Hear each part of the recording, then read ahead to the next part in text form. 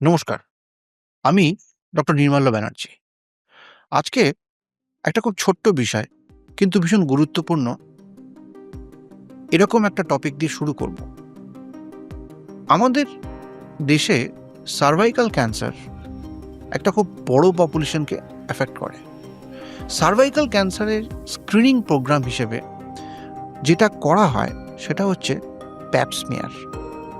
প্যাপ স্মিয়ারটা কী এটা আপনাদেরকে জানতে হবে, বা কেন প্যাপ স্মিয়ার করি এবং প্যাপ স্মিয়ার থেকে কী বোঝা যায় এই জিনিসটা জানা খুব দরকার।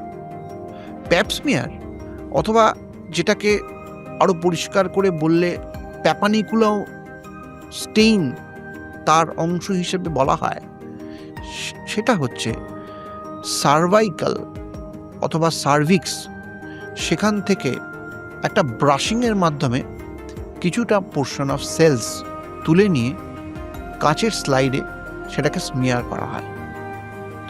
এই সার্ভাইকাল স্মিয়ার্সগুলো প্যাপানিকুলাও স্টেইন দিয়ে আমরা স্টেইন করি এবং স্টেইন করার পর আন্ডার মাইক্রোস্কোপ এগুলোকে দেখা হয়। কি দেখা হয়? সেলসের নেচার দেখা হয়, কোনো রকমের অ্যাবনর্মাল সেলস আছে কিনা দেখা হয়, এবং যে অ্যাবনর্মাল সেলসগুলো রয়েছে তাদের একটা ক্লাসিফিকেশন দেওয়ার চেষ্টা করা হয়। এই যে এন্টায়ার পদ্ধতিটা, এটা কিন্তু ভীষণ একটা সেন্সিটিভ প্রসিজিওর।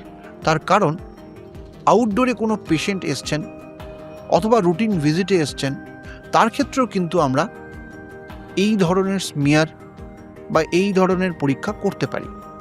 এর উপকারিতা কী, কেন করা হয়, কেন আমরা আজকে এই প্যাপ স্মিয়ার নিয়ে কথা বলছি? তার কারণ এই প্যাপ স্মিয়ার একটা খুব কুইক পদ্ধতি।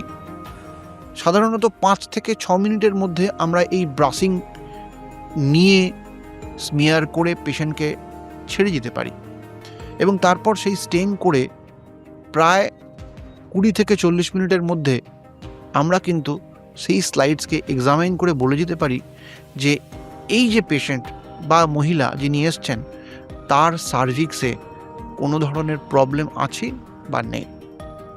অনেক সময় দেখা যায় যে সার্ভাইকাল সাইটোলজি স্মিয়ারে আমরা কিছু প্রবলেমেটিক বা কিছু সন্দেহজনক সেলস পাচ্ছি, আমরা পরবর্তী ক্ষেত্রে ক্লিনিক্যাল কোরিলেশন করে দেখি যে সেটার সাথে আমাদের ফাইন্ডিংয়ের সাথে সত্যি সত্যি ক্লিনিক্যালি কোনো ফাইন্ডিংস ম্যাচ করছে কিনা, সত্যি সত্যি পেশেন্টের কোনো টিউমার আছে কিনা।